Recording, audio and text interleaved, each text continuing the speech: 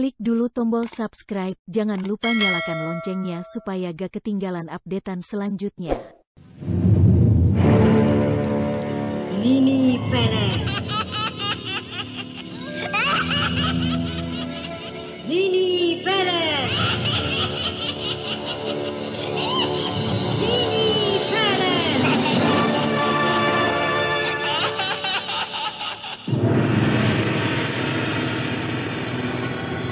PT Dankos Laboratoris Indonesia bekerja sama dengan Teater Sanggar Cerita dengan bangga mempersembahkan sebuah serial sandiwara radio, Misteri Nini Pelet.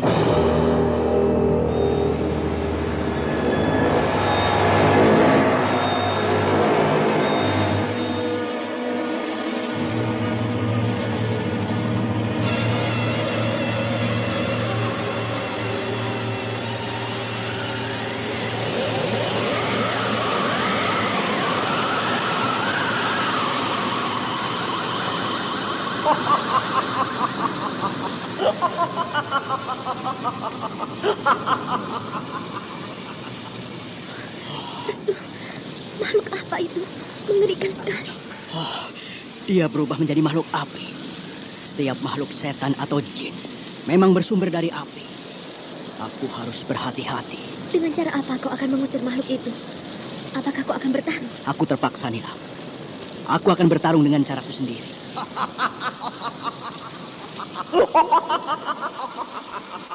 Ayo, lawanlah aku anak muda. Ayo. Aji Braja Musti.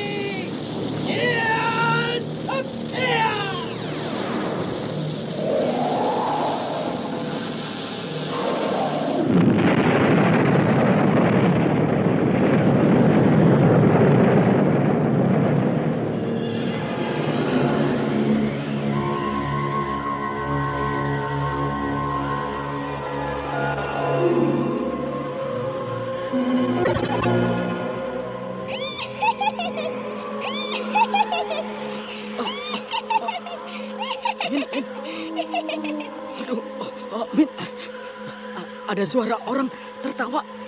Menakutkan sekali. Lihat di atas pohon itu.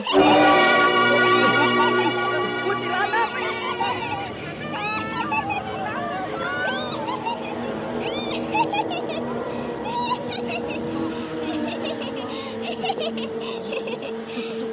Sundari, tidak.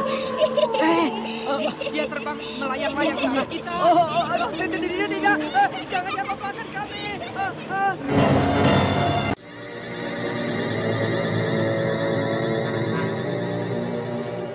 Misteri Nini Pelet. Kali ini mempersembahkan episode ke-19 dengan judul Makhluk Alam Gaib. Naskah karya Ari Hidayat. Teknik dan montase Moko Treasure. Dengan sutradara Dian Pertiwi.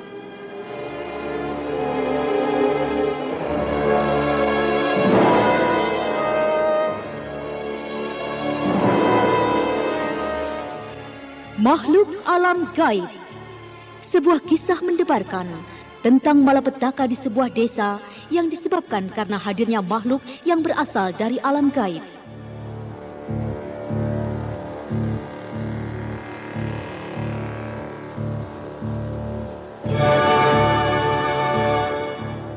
Dalam seri yang ke-16 ini didukung oleh Bambang Jeger sebagai Restu Singgih, Hana Pertiwi sebagai Nilam Cahya, Harry S sebagai Bergolo, dan Anis Julia sebagai Nyai Alas. Pengantar cerita Eli Kusuma. Selamat mendengarkan.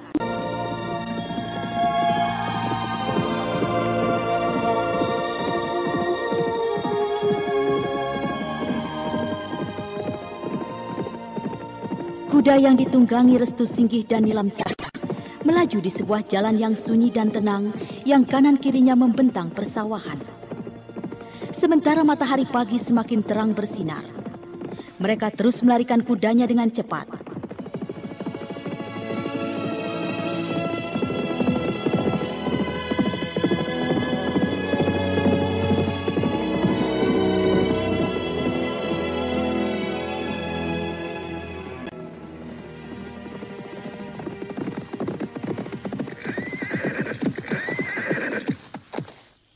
Itukah pondokmu? Iya. Tapi kenapa sepi dan gelap sekali? Di dalam tidak aku lihat cahaya lentera. Rati? Kakek? Rati? Kenapa sepi sekali? Entahlah. Pintunya tidak dikunci. Gelap sekali di dalam. Sepertinya mereka tidak ada, Nilam. Tidak. Mereka tidak mungkin pergi kemana-mana. Rati?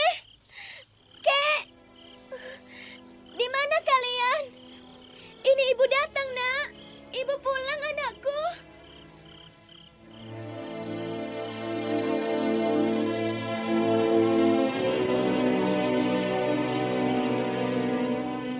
Nilam Cahya menjadi sedih dan kecewa. Ternyata Nalarati dan Ki Gedeng Mukti kakeknya tidak ada. Pondok itu sama sekali kosong. Nilam Cahya sangat sedih sekali. Lalu dia duduk melamun di serambi pondoknya.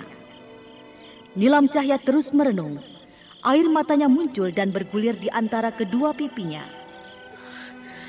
Aku tidak percaya mereka sampai meninggalkan pondok ini. Apakah aku pergi terlalu lama? Apakah Nalarati anakku merasa benci menungguku hingga dia pergi menyusul aku? Kukira kita bisa menunggu mereka sampai besok. Barangkali mereka sedang keluar. Mungkin besok mereka kembali. Rasanya itu tidak mungkin, Restu. Mereka berjanji akan menunggu kedatanganku kembali. Kukira karena aku pergi terlalu lama. Mungkin mereka khawatir hingga mereka pergi mencari aku. Ya, mungkin juga begitu. Tapi sebaiknya kita tunggu sampai besok. Akhirnya malam itu mereka menunggu di pondok itu.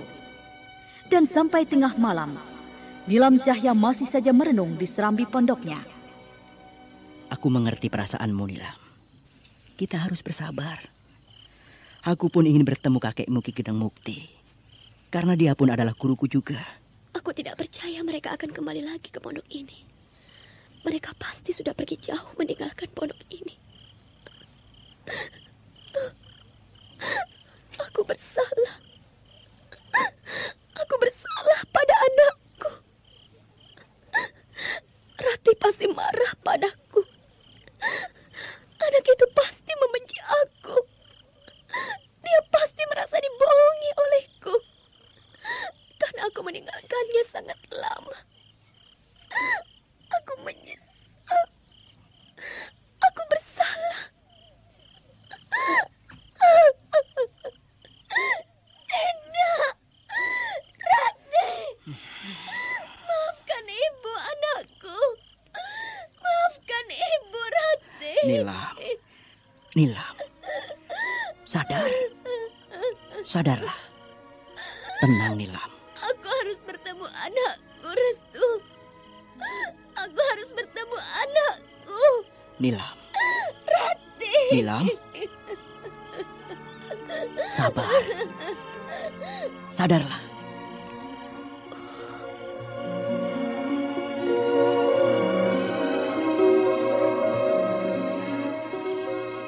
Nilam Cahya menangis sejadi-jadinya seperti orang yang kesurupan. Dia begitu menyesal telah meninggalkan Nalarati anaknya begitu lama. Akhirnya Nilam Cahya memeluk Restu Singgih. Wanita itu menangis di dada kekasihnya. Aku telah bersalah, Restu. Aku menyesal telah meninggalkan dia terlalu lama. Aku ibu yang kejam. Aku telah berdosa menyia-nyiakan anak itu. Kau tidak salah, Nilam. Kepergianmu bukan sengaja meninggalkan anakmu. Kepergianmu mempunyai tugas yang maha penting. Demi untuk kepentingan orang banyak. Kukira Nalarati akan mengerti. Dia tidak akan membencimu. Bukankah kepergianmu dilepaskannya dengan perasaan bahagia? Perasaan rela dari anakmu itu. Tapi aku seolah-olah melupakannya. Aku tidak tahu di mana mereka sekarang berada. Aku juga tidak tahu bagaimana perasaan anak itu. Tentunya dia sudah sangat rindu padaku. Anak itu baik, lincah, pandai sekali. Sering aku dibuatnya kewalahan jika dia sering bertanya hal-hal yang ingin ia tanyakan. Dia sering bermain di sekitar halaman itu, Restu. Tapi dia paling suka mencari kupu-kupu di padang ilalang sebelah sana. Jika dia sudah ingin bermain kupu-kupu, sampai seharian dia tidak mau pulang. Aku sering mengkhawatirkan keadaannya. Sayang, aku tidak pernah bertemu. Aku ingin sekali melihat anak itu. Yang aku sedihkan, anak itu tidak mempunyai tangan kiri. Kau tahu semua kejadiannya, Restu. Tangan kirinya telah diputuskan Nini Pelet semasa bayi. Aku sering menangis jika Ratih sering bertanya tentang tangannya yang buntu. Aku sering tidak sanggup berhadapan dengannya. Tapi anak itu tidak pernah sedih.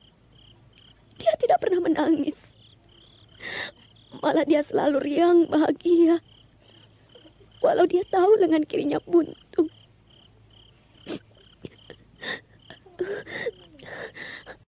Dengan dia, Restu. Dia belum pantas harus menerima nasibnya yang buruk. Kelahirannya ke dunia ini banyak sekali membawa beban penderitaan yang harus dia pikul. Anak seusia Ratih seharusnya hidup dalam kebahagiaan seperti layaknya anak-anak lain. Tapi dia harus menanggung derita yang begitu pahit. Aku merasakannya.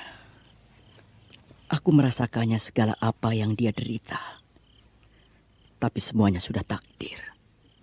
Kita harus bersabar. Aku harus bisa mendapatkan kembali tangan kirinya yang dicuri Nini Pelet. Kita memang telah gagal. Tapi kita tidak boleh harus berhenti. Aku yakin suatu ketika kita akan berhasil mendapatkan segala apa yang kita inginkan. Iya. Banyak sekali yang harus kita rebut dari Nini Pelet, makhluk siluman ular Gunung Cermai. Selain tangan anakmu, seruling emas saktimu, juga 2 kitab pusaka milik Eyang Ki Buyut Manguntapa. Kita memang tidak mungkin bisa merebut semua itu dengan mudah. Sepertinya kekuatan makhluk siluman ular itu semakin tangguh. Kita sudah tahu, Nini Pelet kini memiliki ilmu andalan yang sulit kita hadapi. Ajian Jaran Koyang dan ajian Semar Mesem. Kedua ilmu itu belum bisa kita tandingi dengan apa yang kita miliki, Restu. Itulah yang menjadi pikiran Eyang Ki Buyut Manguntapa. Nini Pelet yang dikhawatirkan akan menyebarkan kedua ajian pemikat itu kepada semua orang. Untuk itulah, kita harus berusaha mencari ilmu penangkalnya. Hanya seorang petapa sakti yang tinggal di Gua Karangbolong, daerah ujung kulon itulah yang memiliki ilmu penangkalnya. Tapi kita belum tahu siapa petapa sakti itu. Iya. Sebelum kita berangkat ke Tanah Banten, tentunya kita juga harus mohon doa restu dari Eyang Ki Buyut Manguntapa. Tentu. Dan kau juga harus bertemu dengan Nalarati anakmu lebih dulu. Dia harus kita bawa. Dia harus selalu bersama kita. Tapi di mana dia? Kita tidak tahu saat ini Nalarati berada di mana. Kalaupun tidak kembali ke pondok ini, kita harus mencarinya. Tapi kita juga belum tahu kabar tentang Eyang Ki Buyut Manguntapa. Kita sudah lama sekali tidak bertemu Eyang. Kabarnya, Eyang pernah terluka ketika berkelahi dengan Nini Pelet. Lambungnya tertusuk tongkat berkepala ular Nini Pelet. Kita belum tahu bagaimana nasib Eyang. Bagaimana keadaannya sekarang? Kukira satu-satunya jalan, kita harus bertemu dengan Ki Gedang Mukti kakekmu, juga guruku itu. Beliau pasti tahu akan keadaan Eyang Ki Buyut Manguntapa sekarang ini. Tentunya begitu. Kenapa? Tapi tentunya kakekku itu kini bersama Ratih anakku. Tentunya begitu. Dan aku tidak akan khawatir kalau benar anakmu itu bersama guruku Ki Gedang Mukti. Aku pun begitu. Sudah tengah malam. Maafkan aku, Restu. Kau tentunya sudah lelah. Aku telah membuatmu susah. Sebaiknya kita masuk ke dalam.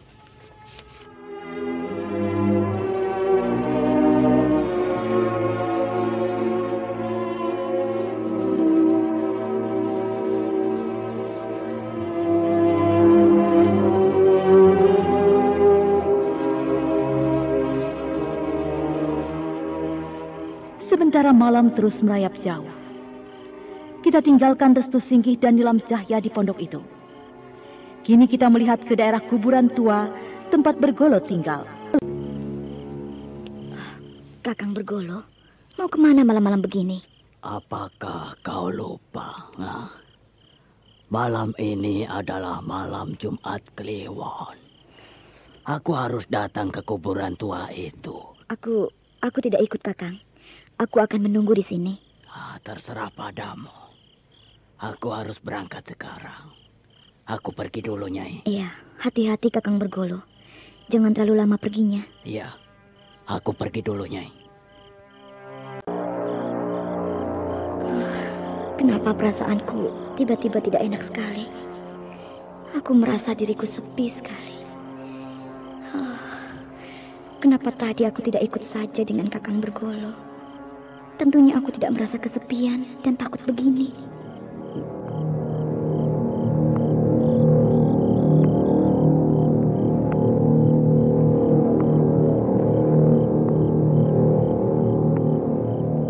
Sementara itu di luar pondok, tanpa ada yang ketahui, dari arah kuburan tua melesat seberkas sinar berbentuk bola api.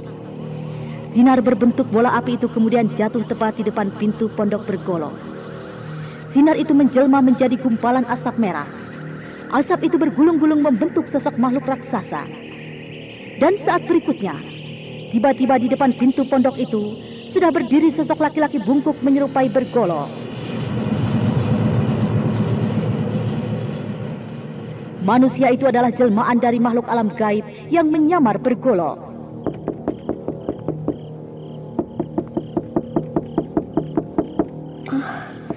Ada orang datang. Apakah itu Kakang Bergolo sudah kembali?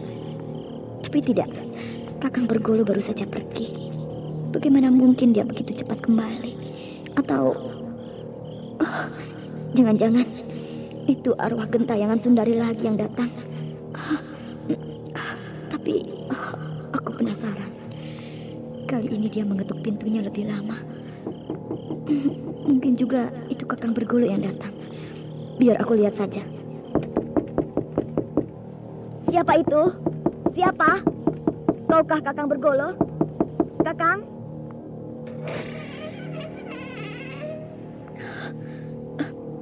Kakang Bergolo? Aku kira siapa? Kau bikin aku takut saja. Hayo, masuklah. Kenapa kau berdiri saja, Kakang? Kenapa kau diam saja? Kakang Bergolo? Kakang? Nyai Alas keheranan. Bergolo masih berdiri membisu di depan pintu. Nyai Alas memperhatikannya. Tetapi tiba-tiba Bergolo memeluk Nyai Alas dengan mesra dan nafsu membara.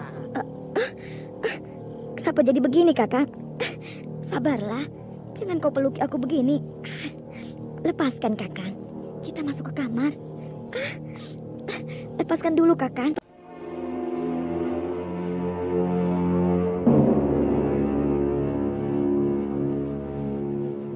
Nyai Alas kemudian mengajak suami samarannya itu ke dalam kamar. Ketika sampai di dalam kamar, Bergolo palsu atau makhluk alam gaib itu langsung menghempaskan tubuh Nyai Alas ke atas ranjang. Nyai Alas keheranan. Dia tidak pernah diperlakukan sampai sekasar itu oleh suaminya. Kakang Bergolo, kau aneh sekali malam ini. Kau begitu gairah, tapi kau kasar sekali, Kakang. Bergolo palsu atau makhluk alam gaib yang menyerupai Bergolo itu memperlakukan Nyai Alas seperti istrinya sendiri. Nyai Alas diam saja. Dia tidak tahu kalau sebenarnya dia sudah tidur dengan makhluk alam gaib sebangsa jin. Kakang? Kakang Bergolo? Kakang? Di mana dia? Aneh. Tiba-tiba dia menghilang. Bukankah tadi dia ada di dekatku? Tidur bersamaku? Mungkin dia sedang keluar kamar sebentar. Siapa itu? Aku. Bukalah pintunya, Nyai. Aku sudah pulang. Tidak mungkin. Benarkah itu Kakang Bergolo baru pulang?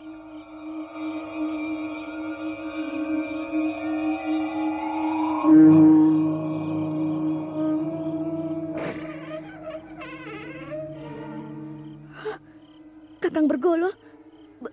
Benarkah kau baru pulang? Ya, aku baru pulang. Kenapa memangnya? Tidak. Kenapa kau seperti takut dan heran melihatku? Apakah kau tidak percaya kalau aku ini suamimu? Tidak mungkin. Tidak mungkin.